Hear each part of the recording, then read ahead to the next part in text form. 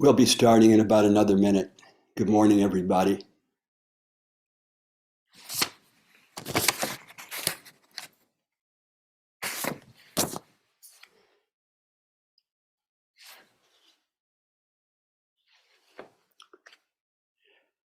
Good morning and shalom. My name is Rich Cohen, and I am the educational chair of Kol Rina, a small and friendly traditional egalitarian Jewish congregation located in South Orange, New Jersey. We hold weekly Sabbath morning services in person and a monthly Friday evening Zoom service. We offer Hebrew and Yiddish classes and frequent brunch and learn programs on various topics on Zoom. Our programs are free of charge and open to the whole community. If you would like to visit or learn about our community or learn about our future adult education programs, please contact us on our email, which I will put on the chat shortly. We are delighted this morning to present today's program with Professor Gary Rensburg of Rutgers University, who is broadcasting to us from Rome, Italy at this moment. Kol Rina's adult education programs are sponsored by the Susan Marks Fund for Adult Education. Susan was an artist and a very involved and enthusiastic member of Kol Rina. When she died 3 years ago, she gave a significant endowment to Kol Rina to be used for adult education for the whole community. In her will, Susan requested that a chair be set sponsored by her fund. We take a moment to symbolically remember and thank Susan for her wonderful contribution to Jewish adult education by showing this chair entwined with the characteristically colorful scarf of the kind she always wore. And Susan would be delighted to know that so many of you are here today. Our next Kol Rina educational opportunity is scheduled for Sunday, March 19th at 7 p.m. Have you ever wondered where the future rabbinic leaders of this country and the world will come from? On March 19th, Rabbi Cheryl Peretz, a dean of the Ziegler School of Rabbinic Studies of the Conservative Movement in Los Angeles, will address those concerns in a presentation entitled The Rabbi Challenge: Finding and Nurturing the Next Generation of Jewish Clergy. Please join us for what should be an exciting and stimulating presentation. And now for our main event today. Dr. Gary Rensburg holds the rank of Distinguished Professor in the Department of Jewish Studies at Rutgers University. He is the author of 7 books and more than 200 articles. Dr. Rensburg lectures extensively and has produced 2 series for the Great Courses, as well as talks for One Day University. He has done extensive research on medieval Hebrew manuscripts at the world's leading libraries. I have personally studied with Dr. Rensburg in a wonderful 10-part context course on ancient and medieval Hebrew manuscripts sponsored by Congregation Beth Israel in Scotch Plains, New Jersey. And I can tell you personally, Professor Rensburg's teaching was just amazing. Currently on sabbatical from Rutgers, he recently arrived in Rome, Italy, and you will know that because it's a little echoey in his apartment because there are no drapes up there. He will be teaching there in Rome at the Pontifical Biblical Institute. One last bit of logistics. Because of our large number of guests, we shall ask you to write comments and questions in the chat. Dr. Rensburg has agreed to stop partway through his presentation to respond to some questions and will respond to the rest at the end of his talk. And now what you've all been waiting for today, presenting Dr. Gary Rensburg, and please put him on highlight here. Here we go. Thank you very much, Rich, for that nice introduction. Buongiorno. Cordiali saluti da Roma. Okay, that's about as much as my not so fluent Italian will go. Good morning, good day, and cordial greetings from Rome. As Rich said in the introduction, My wife Melissa and I are spending 6 weeks in Rome. Wonderful opportunity to serve as a visiting professor at the Pontifical Biblical Institute here in the Eternal City. And we come to you from Rome, although most of you are in New Jersey, although I saw a few people in the chat from Ohio and Arizona. So wherever you are, thanks for joining us this morning/afternoon where we are. From Rome to the Renaissance, 1,500 years of Jewish life in Italy. It doesn't get better than presenting the rich and deep history of the Jews of Italy from Rome itself. And you see two of the remarkable images that we'll be sharing with you. So thanks to the congregation, Kol Rina, and Susan Marks, her legacy for the sponsoring of this lecture. There's nothing like studying the Jewish past, and I'm grateful that all of you have taken time out on this Sunday to join me for this great excursion. Let's remember what the Roman Empire was like. It absolutely is a remarkable and unbelievable history reaching from the Atlantic Ocean. How many of you have been to Hadrian's Wall in the far northwest part of the empire in northern England? To the Near East, the land of Israel, parts of what are today Jordan, and so on, with Rome more or less in its geographical center. So just to remind us what the map looks like. Now, we're going to start with these three emperors of what we call the Flavius or Flavian dynasty. The father, Vespasian, and his two sons who succeeded him, Titus and Domitian. It's a short-lived dynasty. This is it, three emperors representing only two generations. And the names Vespasian and Titus in particular come down in Jewish history with a very negative valence for good reason.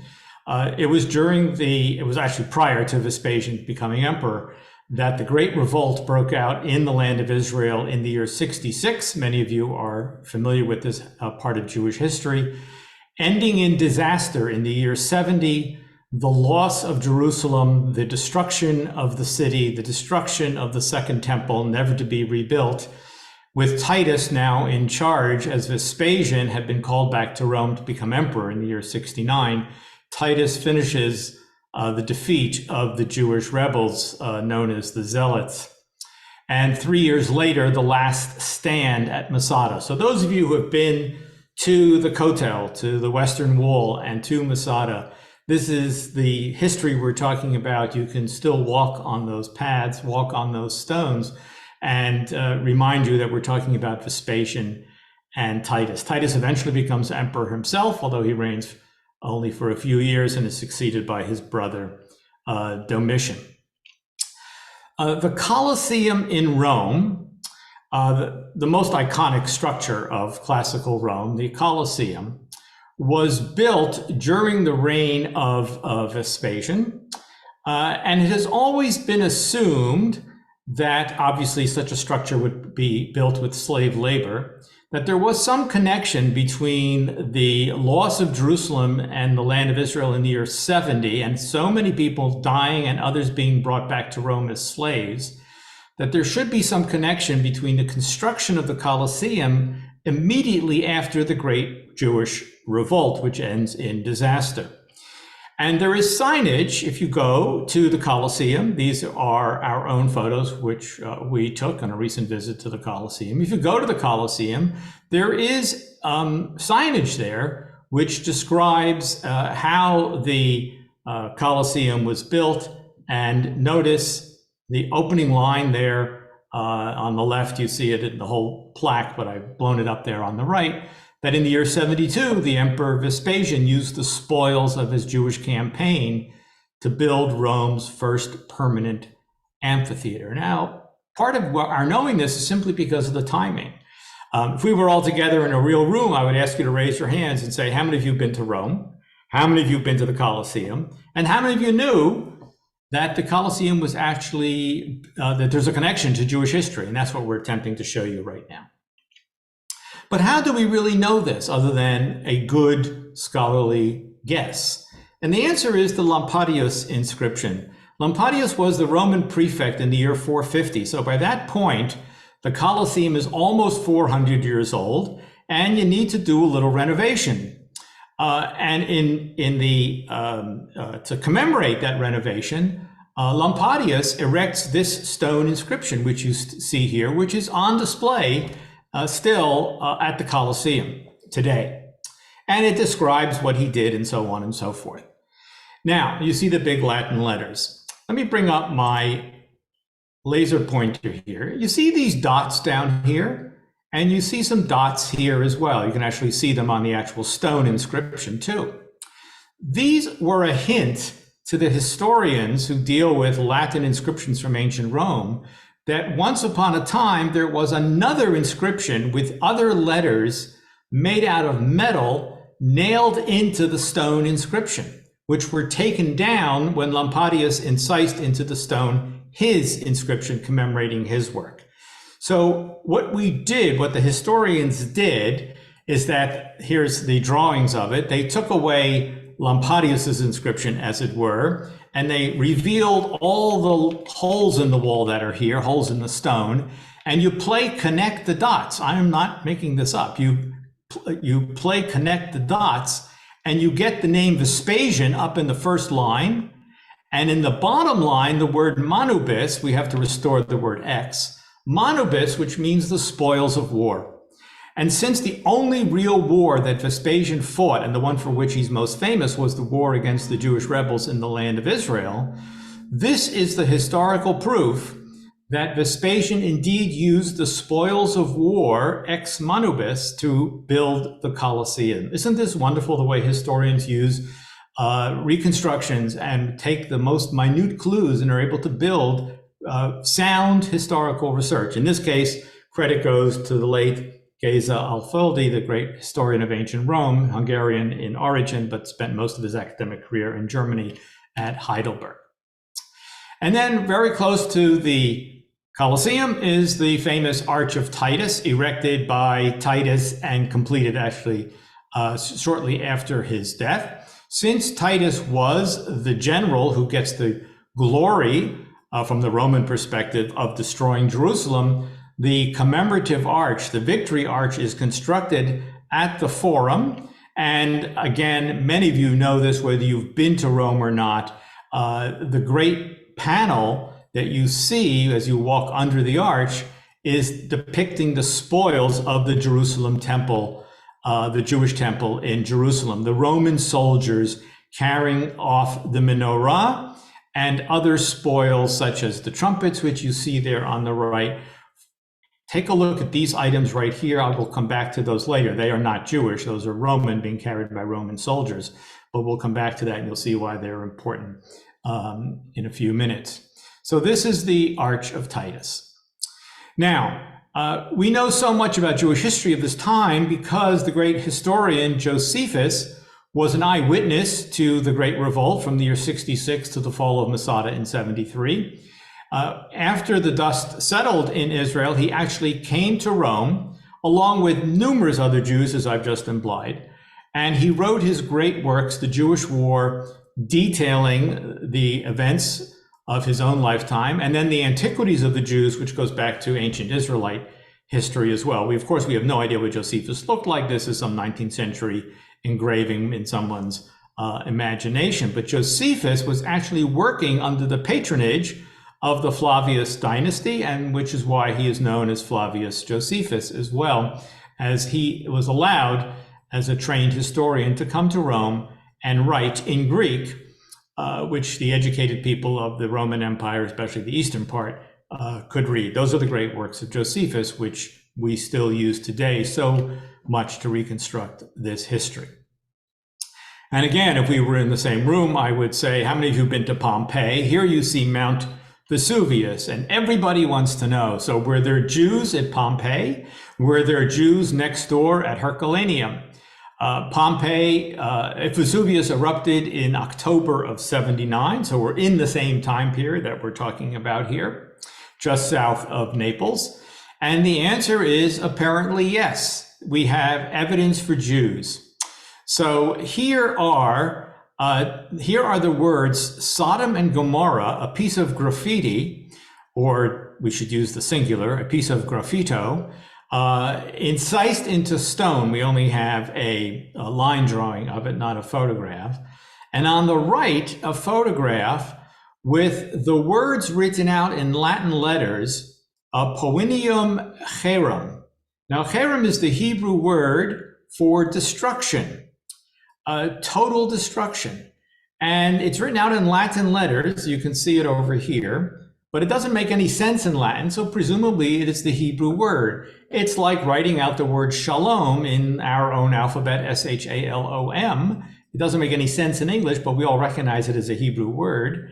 And next to it is this word here, which also makes no sense in Latin, but poenium in Greek actually means something similar. It means vengeance. Actually, not destruction, it means vengeance.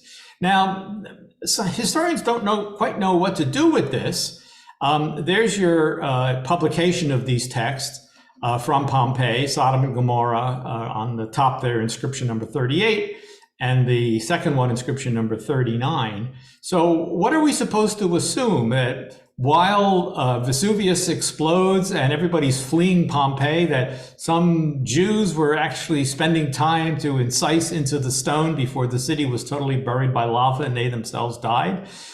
We don't know the answer to these questions. It's not like anybody came back after it was buried in meters, literally meters of lava.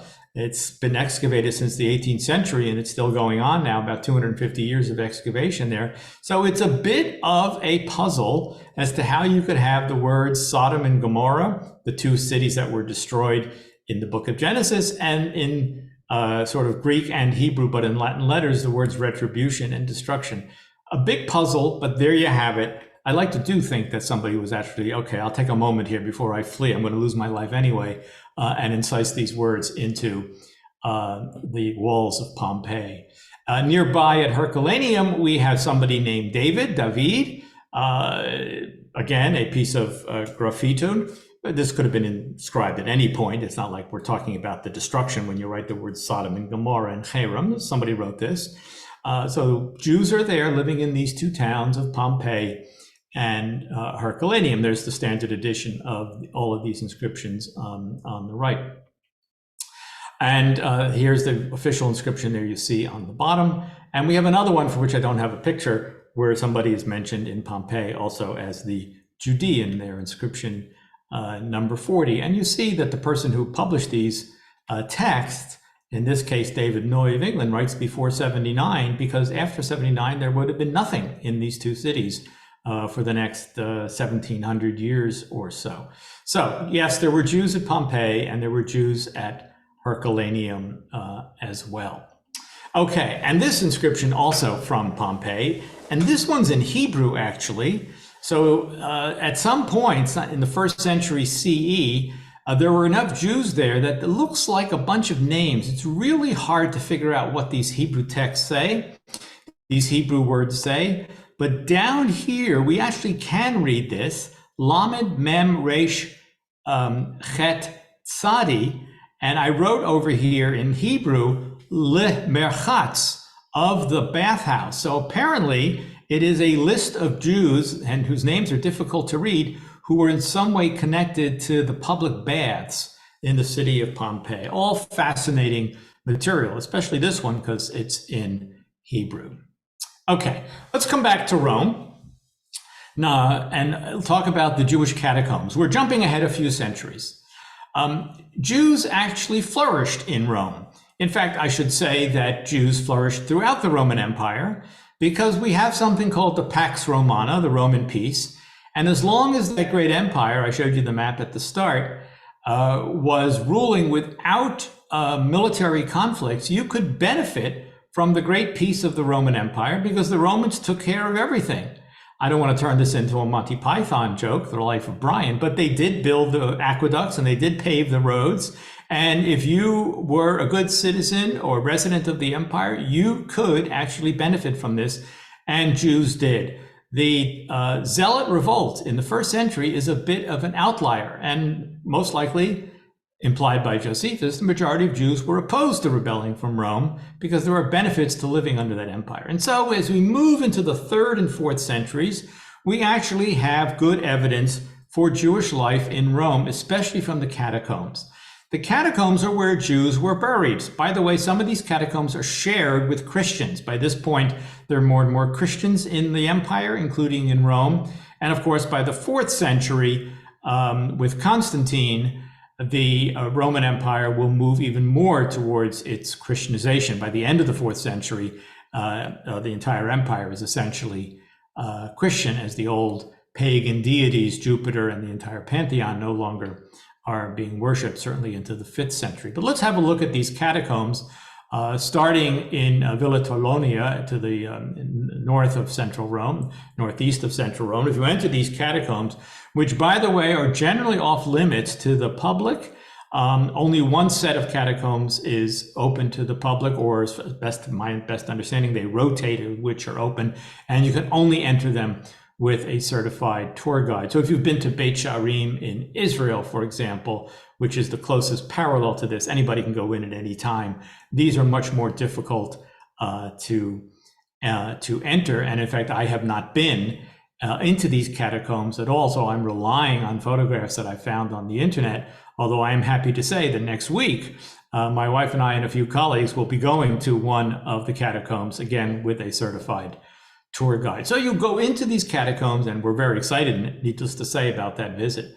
You go into these catacombs and you see a menorah there on the upper left, and you see inscriptions, usually in Greek, some in Latin, a few in Hebrew, but all Jewish. And look at these painted tomb chambers with two images of the menorah and an etrog over here and something like an ark. So these are Jewish religious symbols inside these catacombs. You have burial niches. Again, if you've been to Beit Sha'arim in Israel, very similar, and similar date, by the way, same time period. All manner of inscriptions are found. You see the menorah and the etrog next to it, and the shofar on the left, so you know you're talking about Jews. And there's nothing Jewish in the wording here. The person's name is Gaius, not Jewish, Latin. Grammateus, meaning somebody who's skilled in language. Psalm singer, lover of the law. Well, that may imply Torah. And here you have his inscription. May I remind you that in antiquity, the menorah is the most common Jewish artistic symbol. The later on 6-pointed star, which becomes prominent in Jewish life, is not attested at this time period as a Jewish symbol. The menorah is the first key to identifying Jews in the archaeological record, and then other things like the etrog and the shofar. By the way, notice what you have here, 12 loaves of bread, because there were 12 loaves of bread on the shulchan, on the table inside the temple. So you see Jewish imagery here. The second set of catacombs is Monteverde, 200 plus Jewish burial inscriptions. The first of the catacombs to be explored back in the 17 and 1800s, and they have all been removed and are now in the Vatican Museum. So when you see them here affixed to a wall, you can actually walk through the Vatican Museum and see these yourself.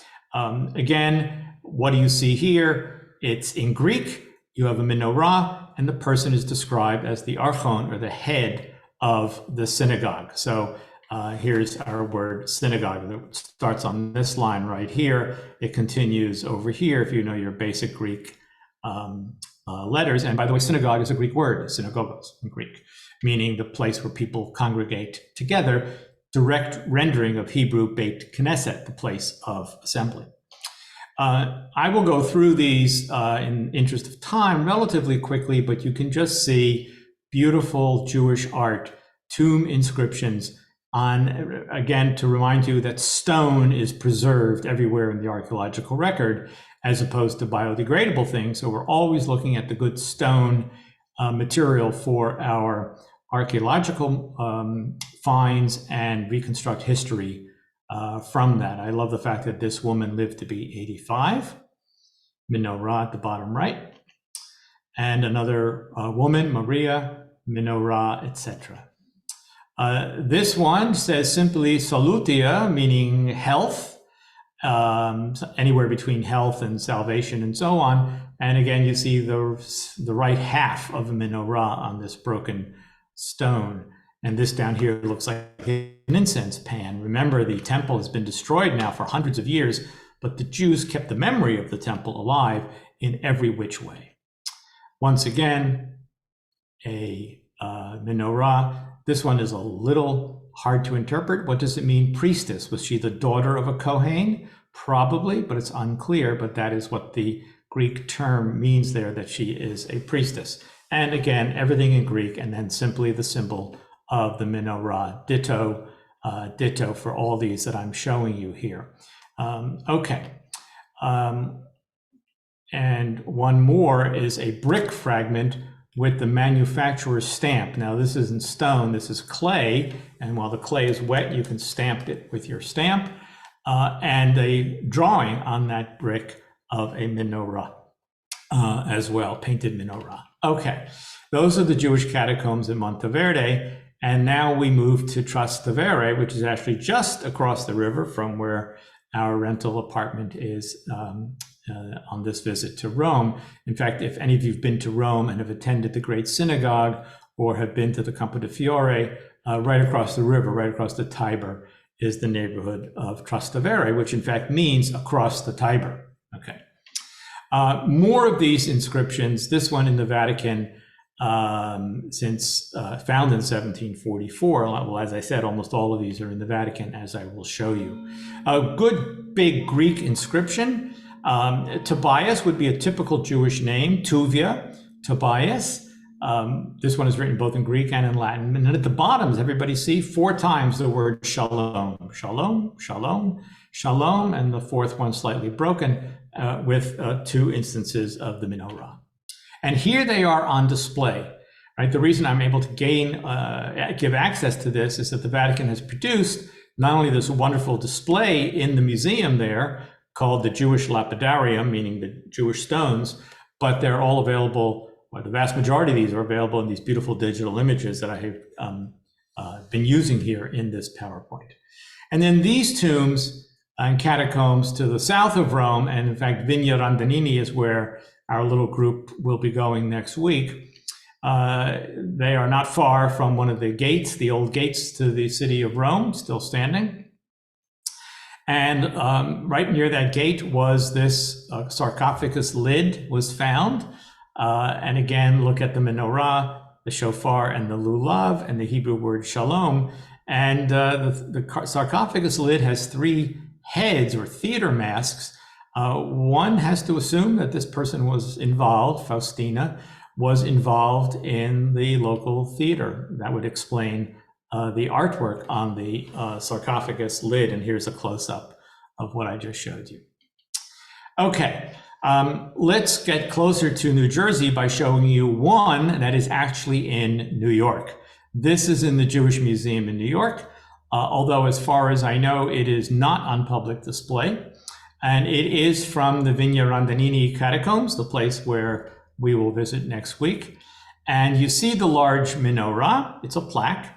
You see the etrog on the left. You see a vessel, you see the lulav on the right. Isn't all this wonderful? Shofar, right? Shofar here, so etrog, shofar, a vessel, a jug, the lulav, and the menorah. And this on top, I asked you to have a look at that earlier when we were looking at the Arch of Titus. This is a tabula ansata. This is a typical Roman, it was a real thing, as I'll show you. The Roman legions, the Roman soldiers carried these with the name of their legion, of their brigade or battalion, whatever you want to call it, inscribed, as you saw in the Arch of Titus. And now the Jews have adopted it themselves. It's an indication of the extent to which Jews, as I implied earlier, have made it, have integrated, acculturated into the Roman Empire. So here they are again, the tabulae ansatae on the Arch of Titus being carried by Roman soldiers. And here are some real ones that were found in Mainz on the Rhine River. Remember, the Roman Empire reaches up north of the Alps into the Rhine River was the boundary.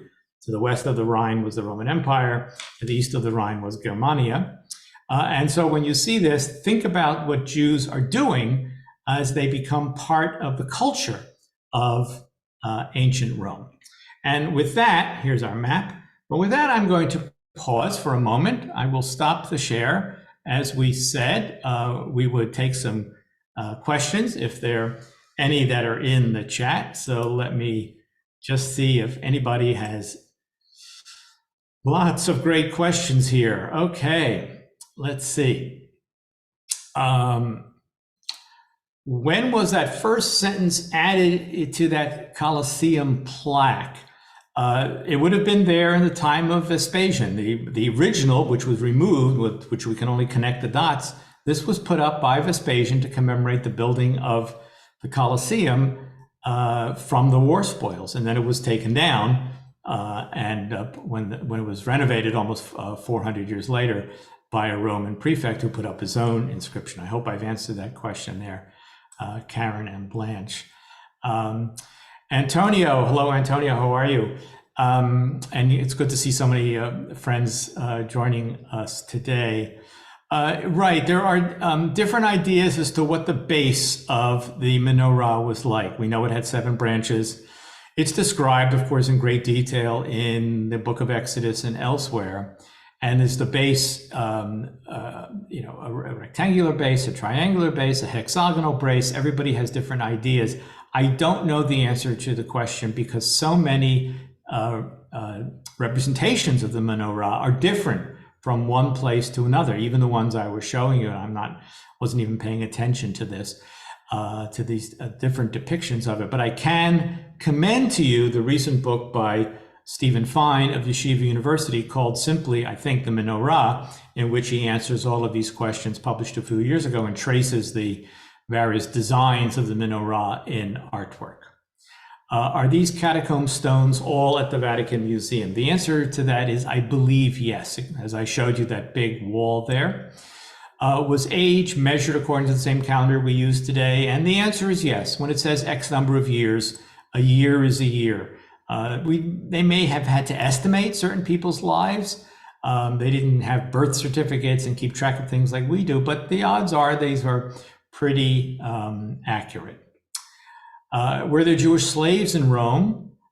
Yes, there were Jewish slaves, but slaves are not commemorated, right? Commemorations are by the emperor, by the aristocracy. So we know it from the writings of Josephus and from some Roman historian sources as well. Do you think Jews might have migrated up through Italy to Central Europe to eventually become the Ashkenazi Jews? And I'm pretty sure the answer to that is yes. The origins of Ashkenazi Jewry are Jewish communities along the Rhine River. We have evidence of Jews in Cologne in the 4th century from the reign of Constantine.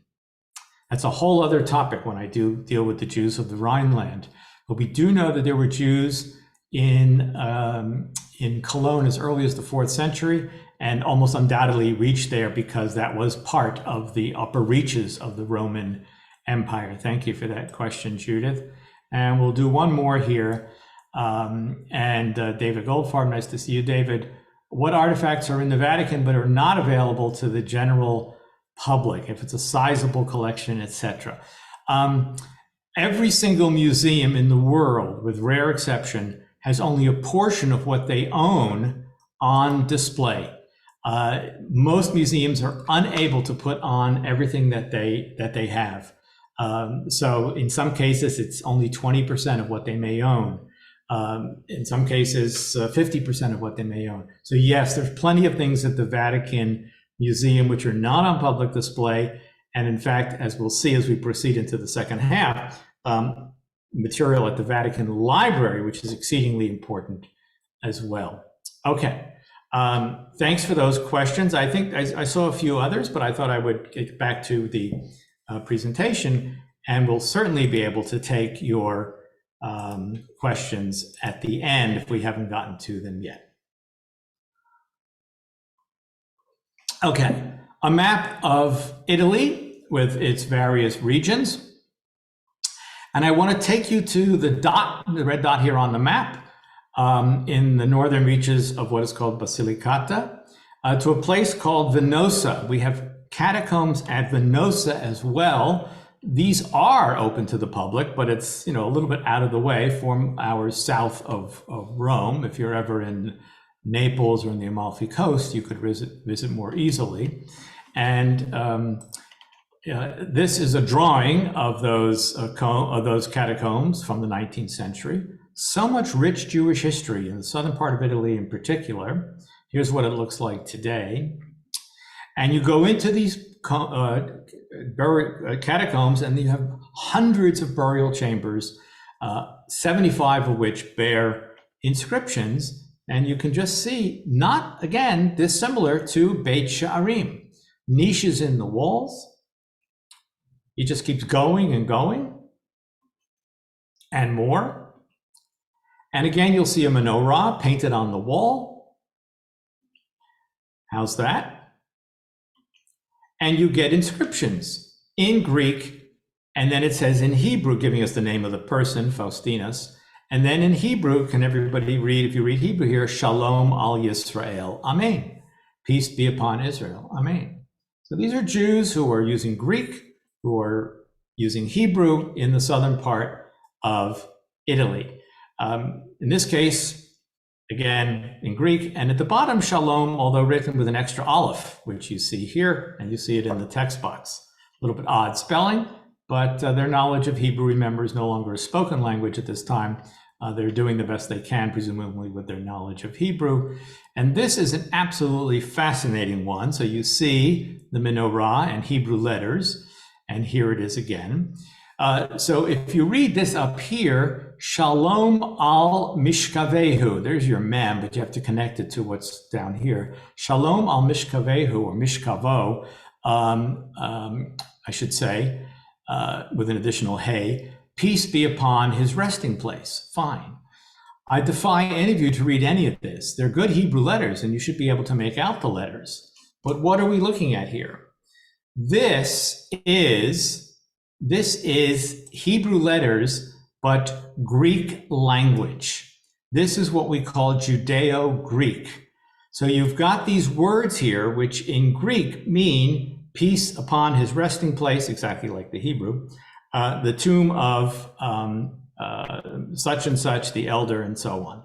And what's the word for elder, if you can read Hebrew, right? It's presbyterios, right? Those of you who know the Presbyterian church, right? That just means the church of elders. Presbyters are elders. This is the old Greek word written out here in Hebrew letters. So a great early example of Jews using the Hebrew alphabet to write Greek.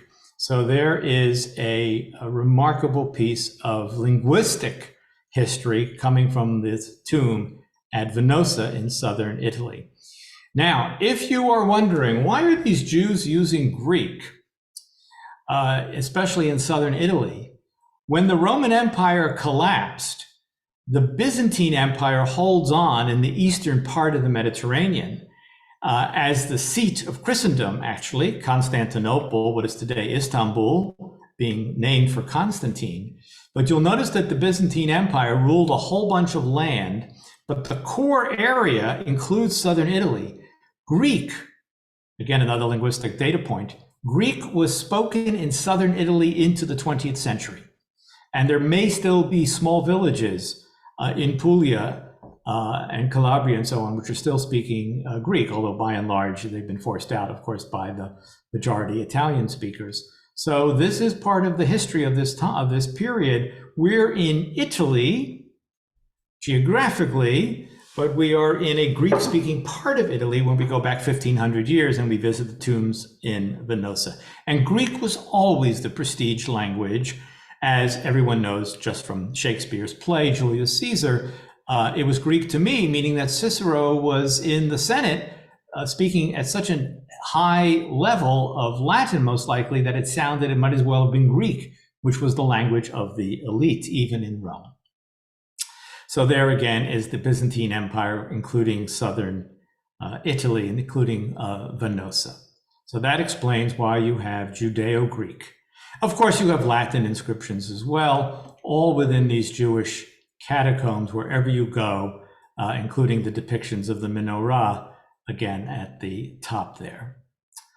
Okay, more Jewish inscriptions. I'm showing you stone because that's what survives from antiquity. As we move into the Middle Ages in a minute, I'll be able to show you things that are not in stone, but from 1500 years ago, basically we rely only on material that's in stone. More items from the Venosa catacombs, and again it says in Hebrew there, Shalom al Mishkav Augusta, Amen. Okay, so you can see down here it says Augusta and then Amen.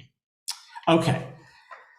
Once we reach the Middle Ages, from around the year 1000 onward, I can show you things that are not in stone, but are actually preserved from, in this case, 950 years old now. This is the oldest copy of the Mishnah. As we move into the Middle Ages, and for the rest of the presentation, I'm going to focus on Hebrew manuscripts.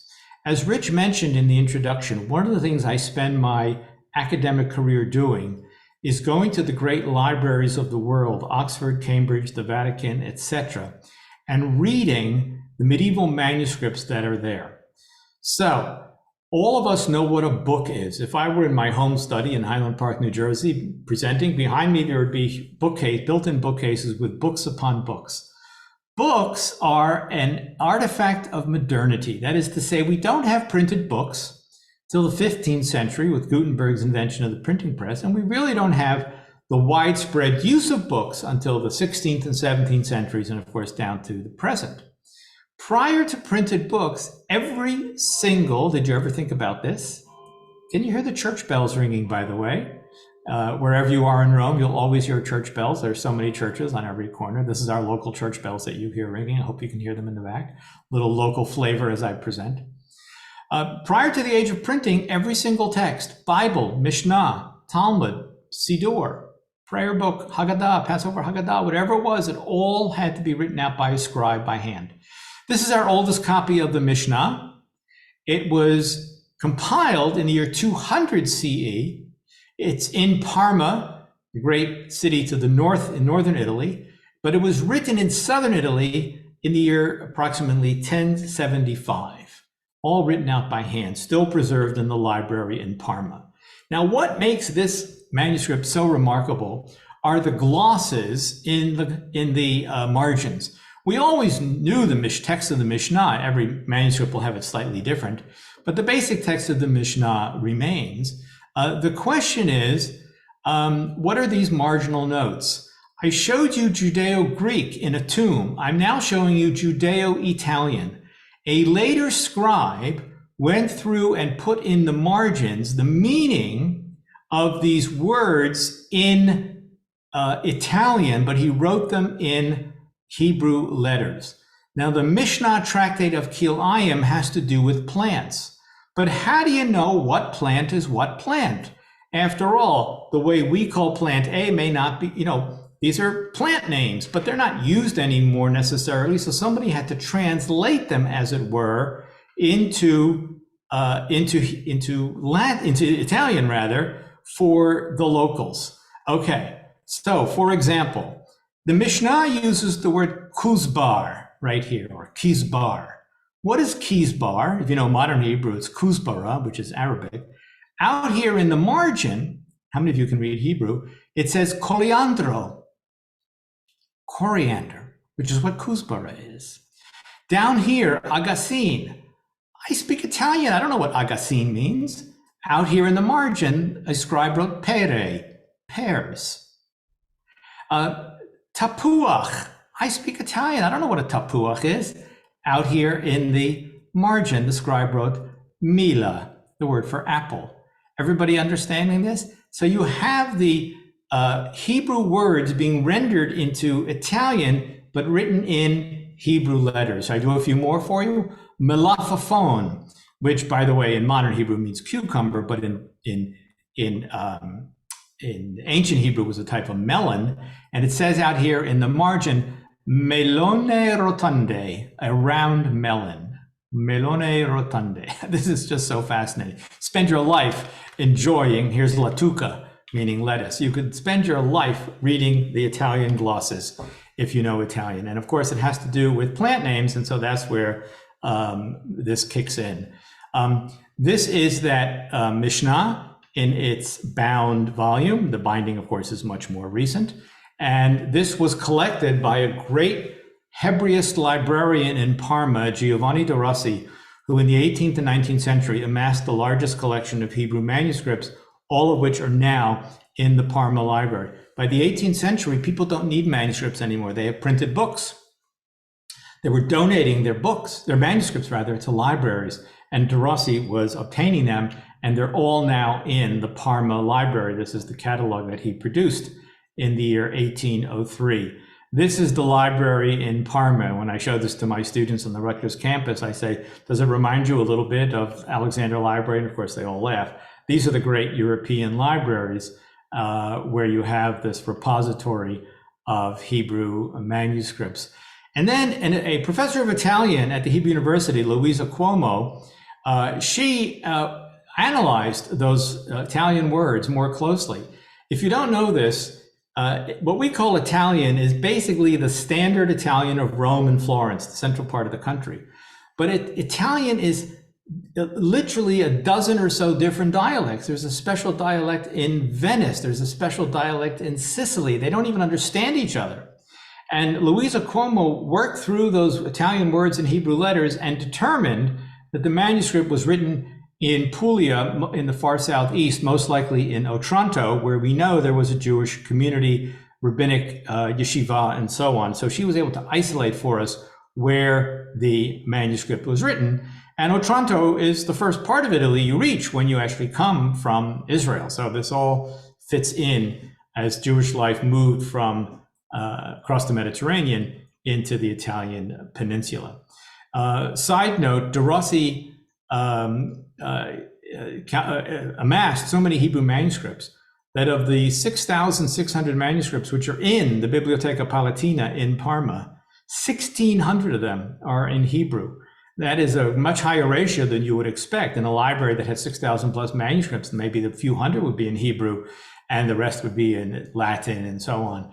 But no, there are circa 1,600 Hebrew manuscripts in the Great Library of Parma, thanks to Giovanni de Rossi. Now, this is a Talmud manuscript written here in Rome. It was written in the year 1289. We know it precisely, as I'll show you, because the inscription in the Talmud tells us that. Now, this is the Talmud of the land of Israel. As you know, there are two Talmudim. The more famous is the Babylonian Talmud. This is the Talmud of the land of Israel, the so-called Yerushalmi. It is the only complete extant copy of this manuscript, of this Talmud, in the entire world. And it was written here in Rome in 1289. It's now in Leiden in the Netherlands. Welcome to the world of Hebrew manuscripts. Every manuscript has multiple stories. Who wrote it, when and where, and for whom? In this case, we know the name of the scribe, Yechiel ben Yekutiel, and the date, 1289. Who owned it for hundreds of years, and where is it today? And today it's in Leiden. So this will take us to the Netherlands, but I want to remind you that this was actually written here in Rome more than 700 years ago. It was owned by the great Leiden scholar Joseph Scaliger, which is why it's there in Leiden today. And this is the big opening page. And you can see how an Italian scribe in the 13th century wrote out the entire Talmud of the land of Israel, ending the Masechet of Brachot right here, and then commencing the Masechet of Peah right here. And then we have what's called a colophon. At the end of, I shouldn't say every, a good manuscript, Hebrew, Greek, Latin, Arabic, it doesn't matter, will include a colophon, which gives us the information, the bibliographic information, if you will, about the manuscript. And it's from this that we learn, this is the end of volume 1. I don't know if you saw it on the table there. It's a 2-volume set. But at the end of volume 1, we learned that it was written in the year 1289 by this man, Yechiel ben Yekutiel, and he wrote it for somebody named Menachem ben Binyamin ben Menachem. So we get a little bit of glimpse into the life of a Jewish medieval scribe here in Rome. And this is the colophon to the second volume, where he describes, again, as I've just mentioned, here is the wording, Harachaman Yiskeh Rav Menachem ben Rav Binyamin ben Rav Menachem. May the merciful one give merit to Menachem, the son of Benjamin, the son of Menachem, and his offspring, who will keep this manuscript with them. And then at the bottom here, he tells us the date of its completion, according to the Jewish calculation, which we then calculate to be the year 1289. And here is the English translation of what I just showed you. Here is the volume. Again, the bindings are always newer than the actual volumes. And here I am some years ago, this is now going on 15 years ago, I think, when, here's my very basic Dutch, which is a little better than my basic Italian, op de bibliotheken van de Universiteit Leiden, when I visited Leiden and was able to inspect, and you see the two volumes there, the only extant copy, complete extant copy of the Talmud of the Land of Israel from the Middle Ages. Eventually, of course, we get printed volumes. I want to show you this one for a particular reason because I love it. This was also written here in Italy, in Rome, in the year 1293. One of the great Italian rabbis of the Middle Ages is a man named Isaiah de Trani. You see his name there in the text box and the dates of his life. He wrote a halachic work, a work of Jewish legal principles, and within a few decades of his death in 1250, this manuscript was written. So this is really going back to the very time of the author, not from his lifetime, but from soon after his lifetime. Why do I like this manuscript so much, and why do I show it to you? Well, yes, it's from Rome, of course. It was owned, by the way, by a Jesuit priest, Father Canonici, whose collection wound up in the Bodleian Library in Oxford. And that's where I have held this manuscript in my hand, and I'll show you that as well. Sample pages, beautifully written. Now, what makes this so important? This was written by a woman. We think of all of our medieval scribes as men working at their scribal desks. In this case, the scribe was a woman, and look how meticulous she wrote. Look at the handwriting here. Let me go back and show you another one. Absolutely beautifully handwritten by this woman, Paula bat Avraham. This is the colophon. I'll show it to you in a moment, and the ownership notes from later people who owned this manuscript. So she tells us, she says up there in the opening line, and she underscored it, that her name is Paula bat Rav Avraham HaSofer. So her father was a scribe, and her father obviously taught the daughter how to write Hebrew manuscripts. This is remarkable, right? This is the life of a medieval Jewish educated woman who could spend months, and we know of other manuscripts that she wrote. This is by far the most famous of them. Really, absolutely remarkable. And she tells us, in fact, that it was her cousin, her relative, Menachem, the son of Binyamin, her relative who convinced her to write out the manuscript for her, and she underlined his name there as well, as you see in the close-up text box. And it has a date and a place. It's Rome. It's 1293. So an absolute gem. And this is the best part. Whenever the lines matched up, if you read Hebrew, by sheer coincidence, this line starts with Pei, this with Vav, this with Lamed, this with Hey. She took advantage and she wrote out her name Paula, starting 4 lines, and gave these little flourishes to indicate her name, a little internal scribal clue to herself and to the reader to remember that Paula wrote this. Now, Vav, Lamed, and Hey are common Hebrew letters. They're going to be everywhere. Pei is not such a common Hebrew letter. But when they wind up at the beginning of lines, she did these flourishes. I absolutely love this. And in some cases, flourishes, but for another example, there's about 10 of these spread throughout the manuscript. And here's another couple of these. Absolutely wonderful. And yes, again, welcome to the world of my research, as I took this actually just 1 year ago when I was in the well, my wife took the photograph. We were 1 year ago in Oxford at the Bodleian Library, and there I am holding the gem manuscript, and you can see that the page is open to the colophon that I was just showing you with the ownership notes there written at the bottom. Thank you, thank you, thank you. Grazie, grazie, mille grazie, Paola Bat Abraham, for producing such an exquisite work. This is the Weston Library portion of the Bodleian Library where manuscripts are held and where you can call them and give you a sense of what that room looks like. And now I will take a moment to give you a word from our sponsor. People are always asking us, do you ever lead tours? How's this for an iconic picture of Central Oxford? Do you ever lead tours? This is the Bodleian Library right here, and the Weston Library is right across the street. You can just see the bit of it there on the upper right portion. And the answer is we do lead tours, and we will be leading one this coming summer. If anybody has any interest in going to Oxford, Cambridge, London, and other places in England, I will be leading a tour, England as the Custodian of the Jewish Past. I come to you from Italy, but so much of the Jewish past is in those three great academic centers, Oxford, Cambridge, and London. It's a whole other talk about the Jewish history in England, but as I'm showing you, even Italian manuscripts wind up there. Cairo Geniza winds up in Cambridge, and so on and so forth. Ancient Israelite archaeology winds up at the British Museum in London. The tour has been organized with Sababa Travel, located in Westfield, New Jersey. So I'll put the link in the chat at the end if you're interested in joining us. Last manuscript I'm going to show you, Targum Neophiti. The stories of these manuscripts get better and better. Okay, this was written here in Rome 500 plus years ago. It's unclear whether it's 1499 or 1504, depending on how you interpret the letter He, which means 5, so there's 5 years off.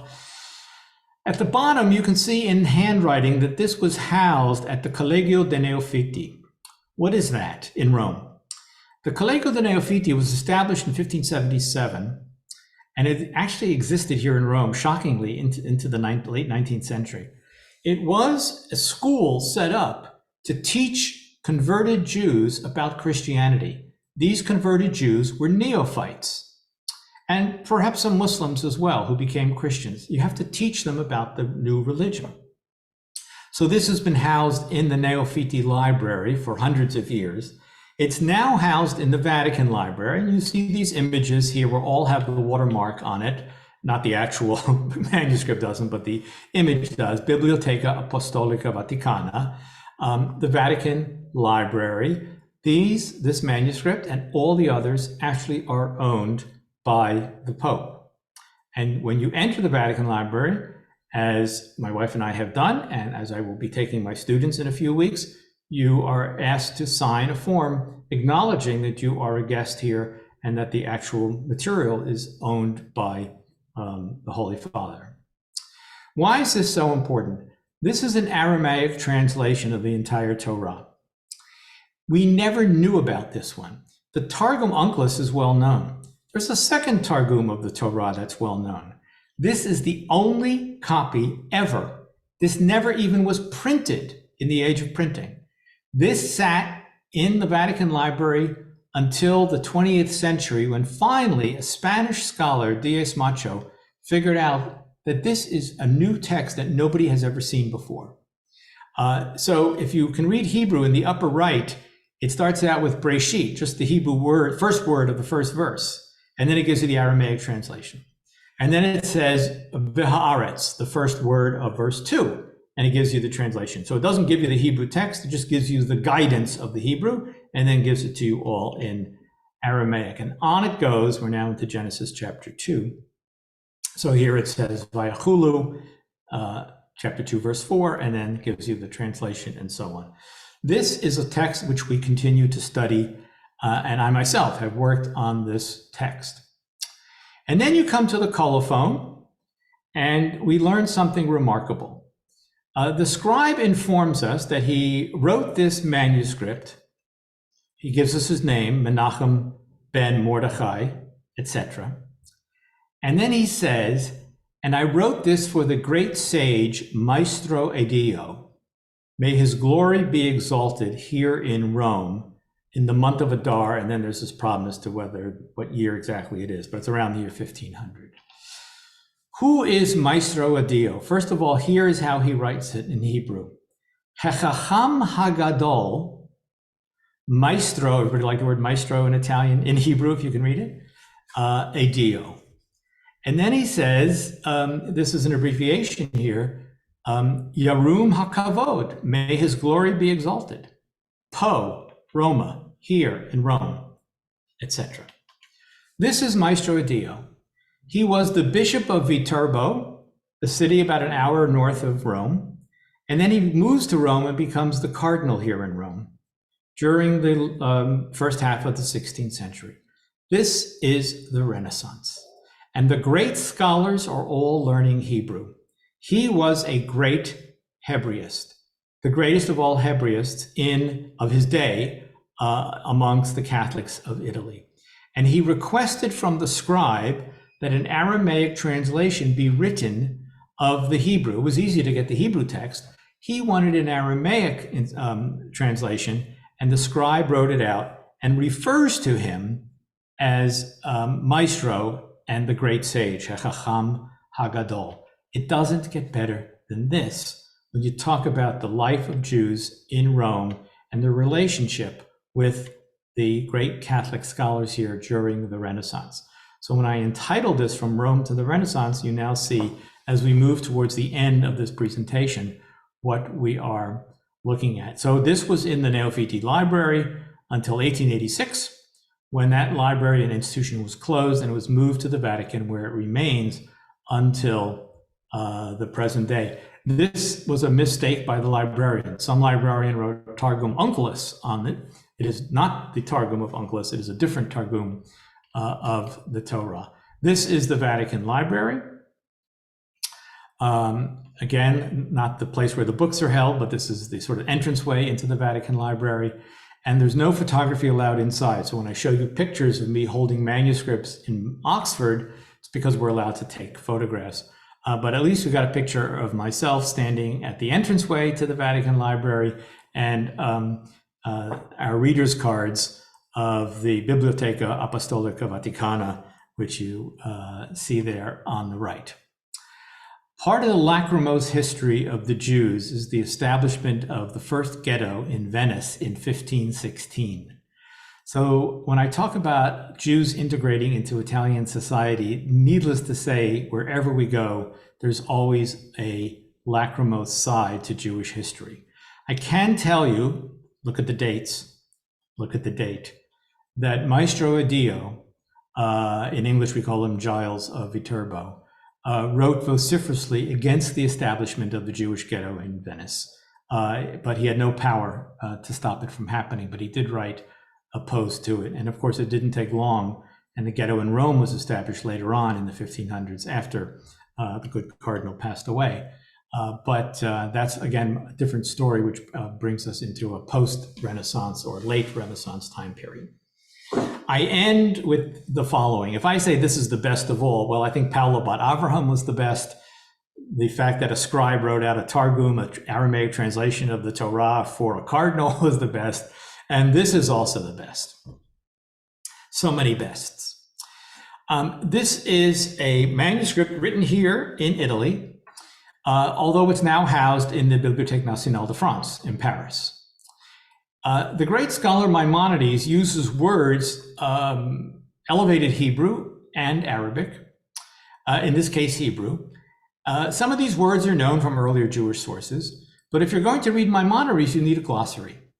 And so this manuscript includes a glossary by the scribe, which tells us in Italian, again, Hebrew words, but Italian words written in Hebrew letters, tells us what these words, these difficult words, may mean. So for example, we don't have to tell you the word for house. Everybody knows that, what that means, but if you buy it, but sometimes there's a rare word. And Maimonides used the word harara. And the gloss in Italian says pizza. This is the earliest time that the word pizza appears. I don't mean the earliest time that it appears in Hebrew. I mean, period. This is actually, we know that charara is a type of bread. This is actually about 2 centuries before the word pizza actually appears in Italian. And it appears first in Hebrew. I know this information because of my colleague Aaron Rubin at Penn State University, America's expert in Judeo-Italian, world's expert in Judeo-Italian. And he's the one who either discovered this or pointed this out to me, that you have this word pizza here as a gloss on a rare Hebrew word that means a kind of bread. And then this, from a different manuscript, which is in Parma, a variety, it's a Judeo-Italian translation of the prophets. So somebody wrote out the book of prophets in Hebrew and then translated it into Italian, but using Hebrew letters.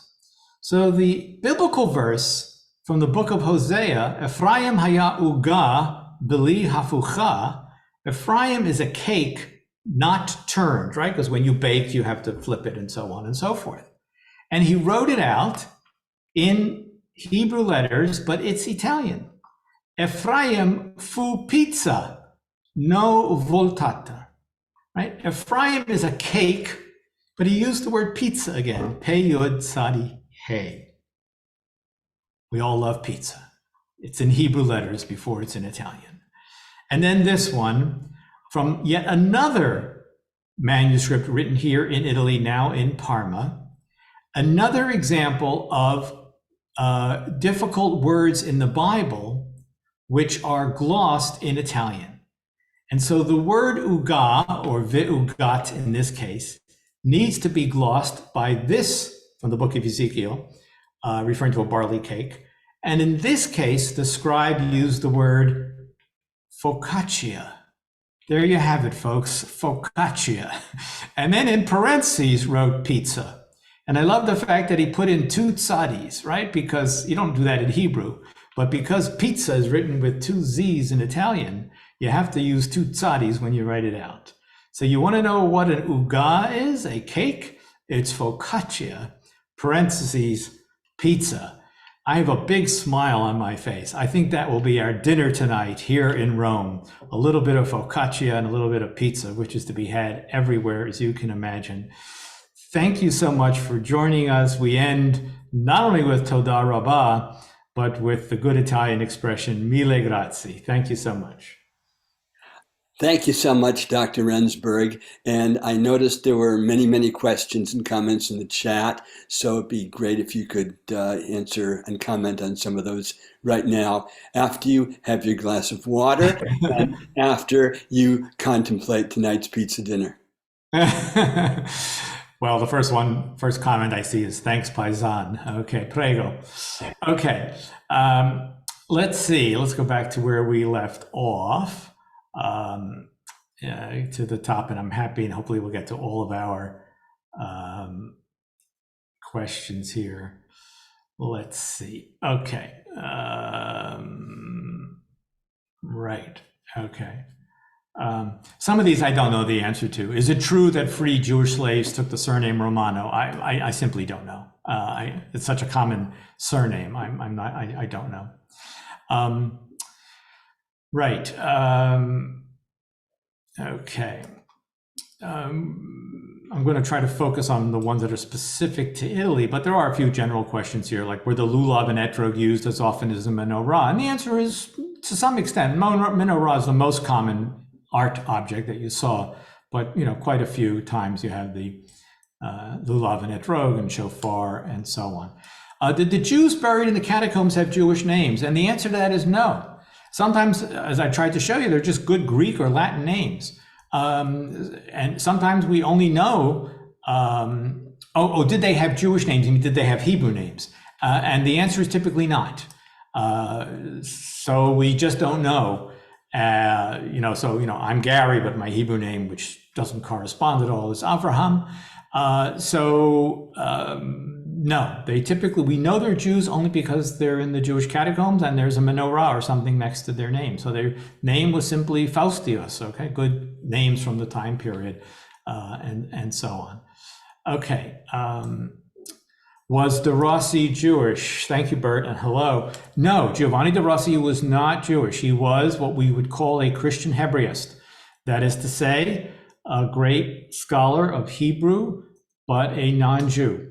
There were all sorts of great great Hebrew scholars in the Christian world, including Maestro Dio in the 16th century, and de Rossi in the 18th century, and Benjamin Kennicott in England in the 18th century.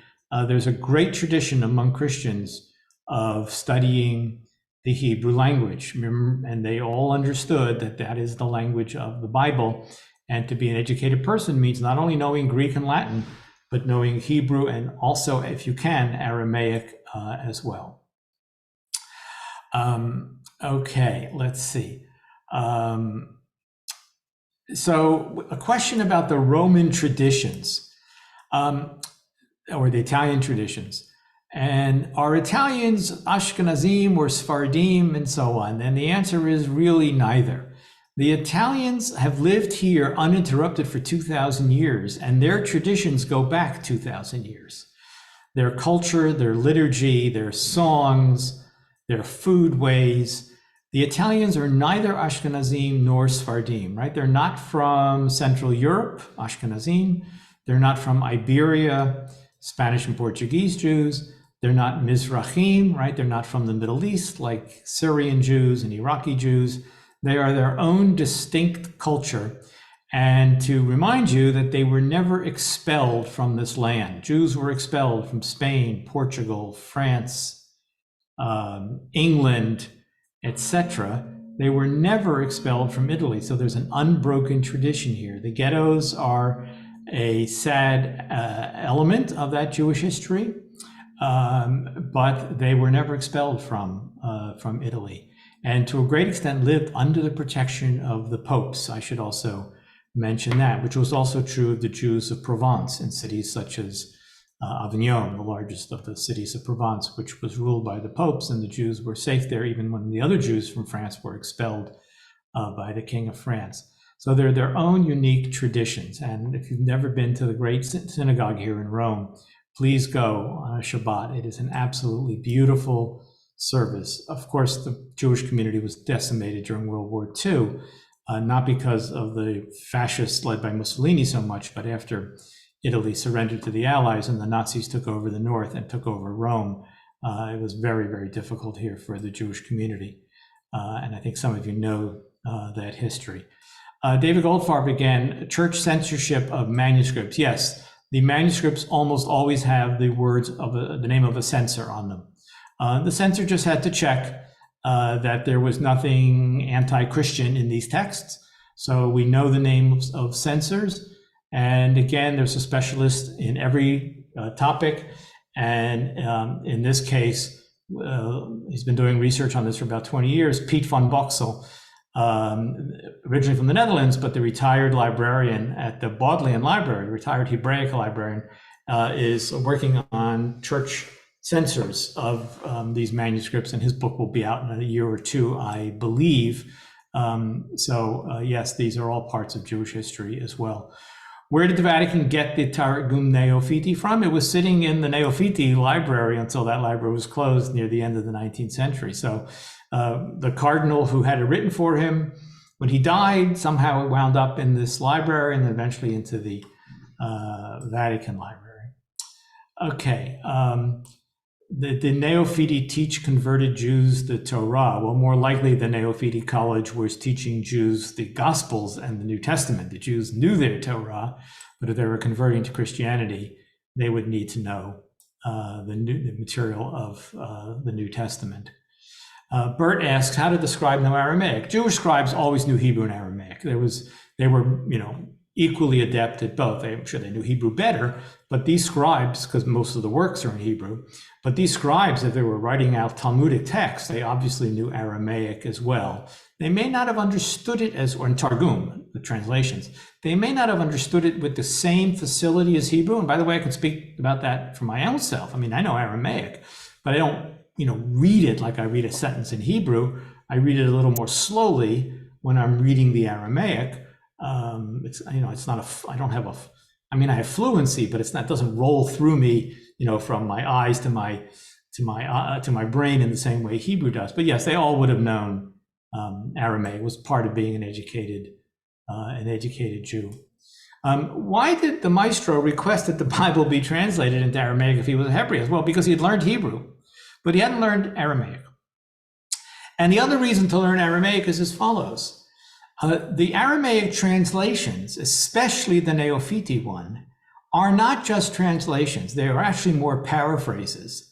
A verse in Hebrew may be 2 or 3 times as long in the Aramaic rendering because it tells you a lot more. It brings in to the translation midrashic material and Jewish exegetical interpretation, and it's a good way to learn without going to read all the midrashic texts. It's a good way to learn how Jews understood the biblical text by reading it in Aramaic translation. So those are the reasons why a great Christian scholar would want to know something about the Aramaic. So I think we'll pause here, and thank you to all of my friends who have joined us. And I see other questions and so on, but I'm also cognizant of the time. And I'll also do shout outs to Martin and Zephyr Cooper, because Martin and I were graduate students together so many, many years ago at New York University. It's great to see the two of you. And thank you, everybody, for joining us. I hope you enjoyed this excursion into the world of Jewish history in Italy and Rome in particular. And let me put into the chat, I said I would do that. If anybody's interested in this tour, I will put here my website at Rutgers University. Actually, whether you're interested in the tour or not, there's my website at my Rutgers homepage. And you will find information there on lectures I give and online publications, and also at the top of the page there. Or just email me if you're interested. And you too can hold Paula Bat Avraham's meticulously written medieval manuscript in your hands when we are in Oxford together. Yeah, thank you so much, Dr. Rensburg, for a wonderful and enlightening presentation this morning. Before we go, I'd like to thank Reb Len Levin for being our tech backup, and also to Rachel Levin, who is our Eventbrite tender, to make sure that all of you got registered and we're on here this morning. And now, Dr. Rensburg, we have a tradition here, since we don't have a big auditorium where you were presenting, but we're all on little boxes on screens. We'd like everyone to take a moment to unmute yourselves and just give Dr. Rensburg applause, comments, whatever you'd like to do at this. Applause. Thank you. Hey, thank you. This was so informative. Thank you so much.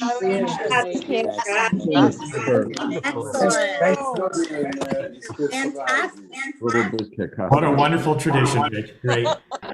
Terrific.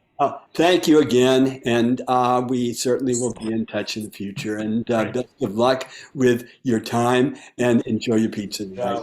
Thanks. Buonasera. Buonasera. Buonasera. The evening's probably